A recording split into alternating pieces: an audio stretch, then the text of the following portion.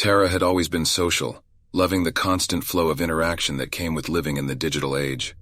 Snapchat was her platform of choice, a means of connecting to the world, with her hundreds of friends regularly sharing mundane bits of their lives. But that all changed one evening in May. After a night out, she returned home, tired but content. To wind down, she began scrolling through her latest Snapchat feed.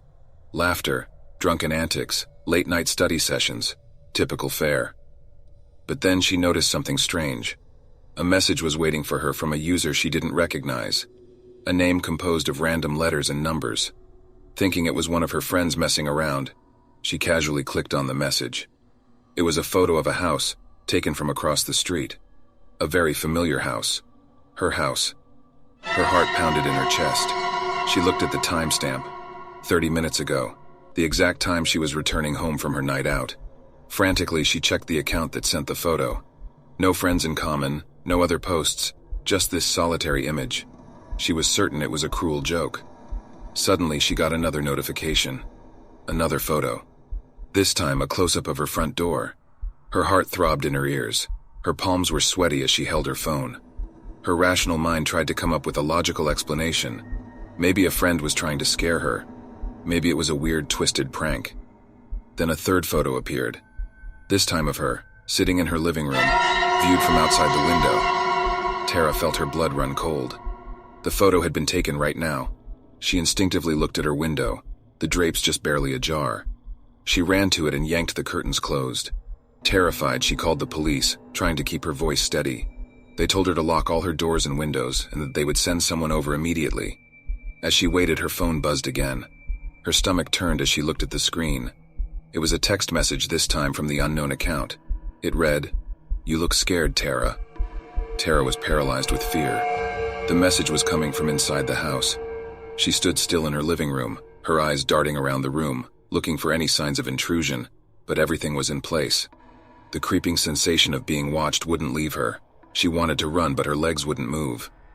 In the eerie silence, she could hear the distant sound of police sirens, providing her a sliver of relief. But just as the sirens drew nearer, her phone buzzed again. One more photo. Her heart pounded as she opened it. It was a photo of her, taken from the doorway of the room she was currently in, with the caption, "See you soon." A chilling shudder ran down Tara's spine. She could see her terror-stricken face in the picture, eyes wide with fear. In a sudden burst of adrenaline, she bolted from the room just as she heard the front door being forced open. Sprinting into her backyard, she didn't stop until she was hidden in the shadows. Moments later, police arrived, their lights piercing the darkness. But no intruder was found. No signs of forced entry, no traces left behind. Just the eerie digital images that remained in Tara's Snapchat, a chilling testament to her surreal encounter. Even after the police had searched the house, Tara couldn't shake off the overwhelming feeling of dread. In the days that followed, she kept receiving mysterious photos on Snapchat, each more terrifying than the last, each taken from a perspective only an insider would have.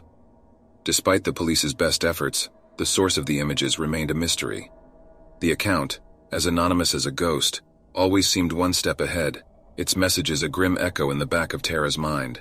No matter how much she changed her life, moving houses, changing her routines, even her name, the phantom snapper always seemed to find her.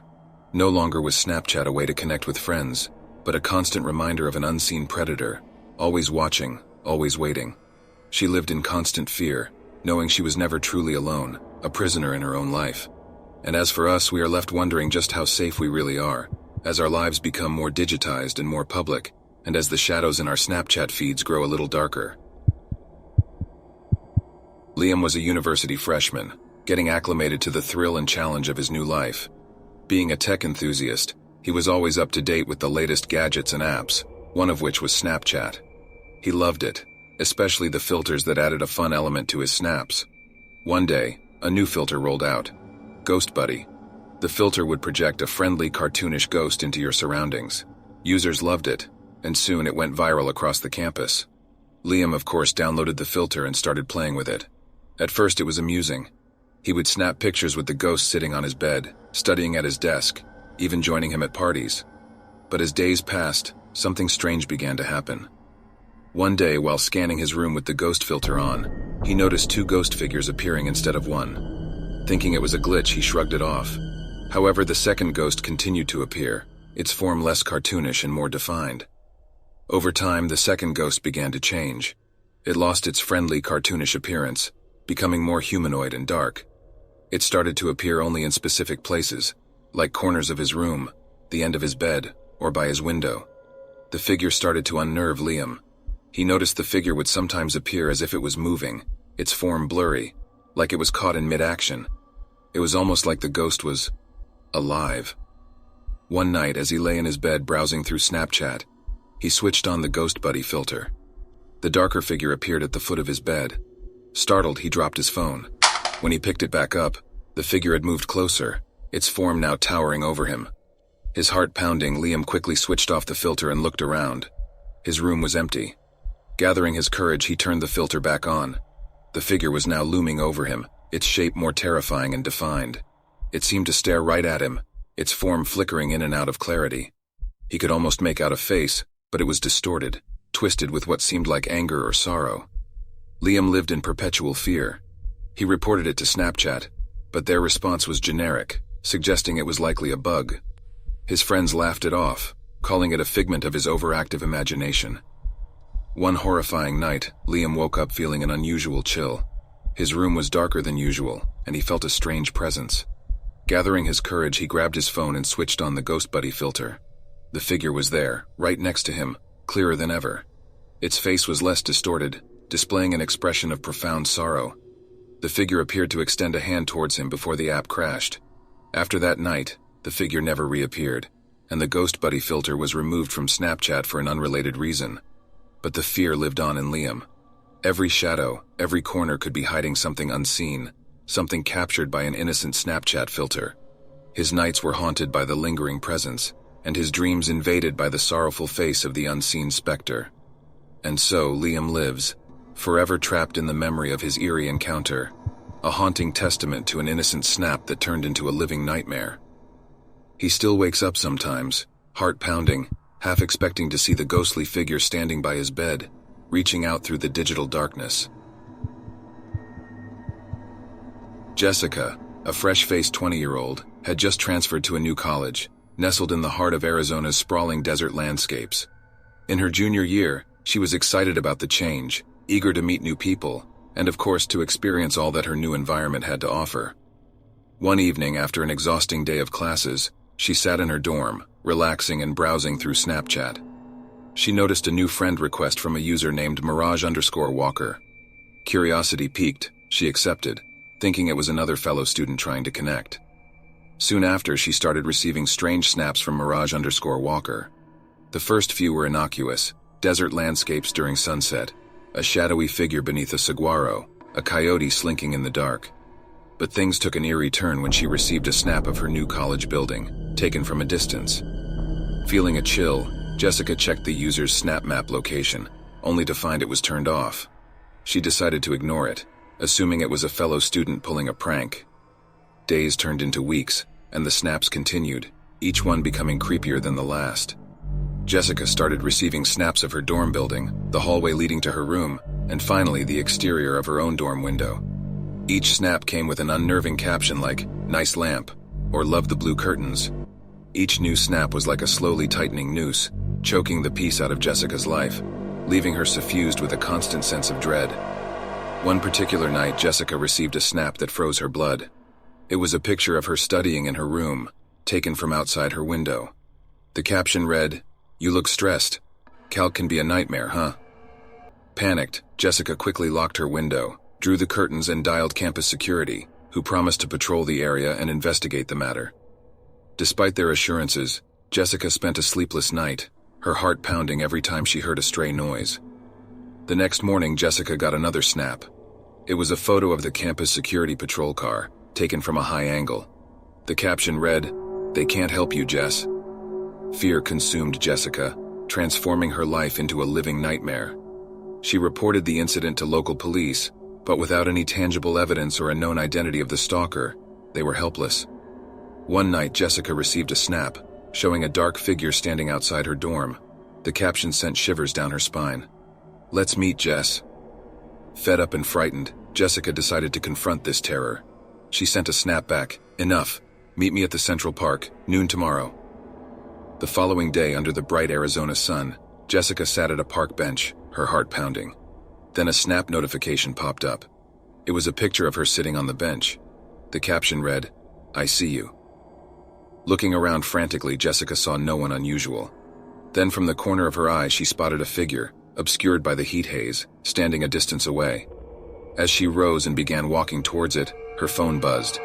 Another Snap. A picture of the figure, up close. It wasn't a man. It wasn't any person. It was a scarecrow-like figure, crudely stitched together, wearing ragged clothing. The caption read, "Boo." Jessica felt an ice-cold terror coursing through her veins as the figure in the distance crumbled, collapsing into a pile of old clothes. The Snap stopped after that day, but the fear, the sense of being watched, never left Jessica. She moved out of her dorm, attended therapy, but the ghost of Mirage_Walker and the scarecrow figure haunted her, leaving her to wonder who, or what, had turned her life into a horrifying Snapchat story. The police never found the identity of Mirage_Walker. The account was deactivated, leaving no traces behind, like footprints erased by a desert wind. Only the haunting memories remained, forever etched in Jessica's mind, a chilling reminder of the fear that once held her captive. And even today, every time she opens Snapchat, her heart skips a beat, half expecting another snap from the haunting Mirage_Walker. Jack Miller was a young and industrious computer science graduate. His life revolved around software programs and coding languages, and the binary world of 1S and 0S was where he found comfort. His work allowed him to dwell within the familiar walls of his high-rise apartment, located on the 8th floor, which was his sanctuary from the bustling city below. Social interactions for Jack happened mostly online, through gaming networks and social media platforms. Snapchat was his favorite, a space where he could share snippets of his day with his friends. They knew the ins and outs of his life, from his victories in code debugging to the comfortable clutter of his apartment, all through the snaps he shared. One ordinary afternoon, while Jack was engrossed in solving a particularly tough software bug, a Snapchat notification popped up on his screen. It was from Sarah, a close friend. Her message read, "Jack, who's that behind you?" A shiver ran down Jack's spine. He turned around swiftly, his eyes scanning his empty apartment. Finding nothing amiss, he pulled up the Snap he had sent that morning, and his breath hitched. There in the background was the shadowy silhouette of a person. His heart pounded as he searched every inch of his apartment, but found no signs of an intruder. He shared the unsettling Snap with his other friends, hoping it was a trick of light. They tried to assure him that it was likely just a strange shadow, but Jack couldn't shake off the looming unease. Sleep eluded him that night, as he jumped at every creaking sound the old apartment made. Hoping to prove his friends right and assuage his fears, Jack decided to send another Snap the next day from the same location in his apartment. Not long after, a message from another friend, Alex, popped up. "Dude, the figure. It's there again. But closer." The room seemed to spin as he checked the Snap. The figure was indeed closer, its form more discernible. Despite the afternoon sun illuminating his apartment, a wave of icy fear washed over him. Frantic, he called the building's security. They conducted a thorough search but found no one. Jack's sanctuary had become a fortress of fear. His night was filled with dread and sleeplessness. Unable to handle the uncertainty, Jack came up with a plan. He would set up a live feed on Snapchat, streaming his day while he worked. His friends would be his eyes, watching for the elusive figure. As hours passed, the live feed was quiet, until suddenly his phone started buzzing with messages. "Jack, behind you." He spun around, but there was nothing but the familiar silence and emptiness. However, his friends insisted they saw it, the figure materializing from the shadows, edging closer to him. Jack's ordinary life was turned upside down. The tranquility of his apartment was replaced by fear and paranoia. He called the police, but their investigation yielded nothing. They suggested a prank or maybe a complex hacking attempt, but nothing concrete. With his peace shattered, Jack decided to move out and live with his parents. The experience left an indelible mark, turning him from a confident introvert to someone afraid of his own shadow. His Snapchat account, once buzzing with updates, became a ghost town. Jack never found out what the shadowy figure was, and the mystery remained. To this day, every time he's alone, he feels a pang of unease, and at times when he glances at his computer screen, he half expects to see those shadowy figures in the reflections, turning an ordinary day into a haunting memory.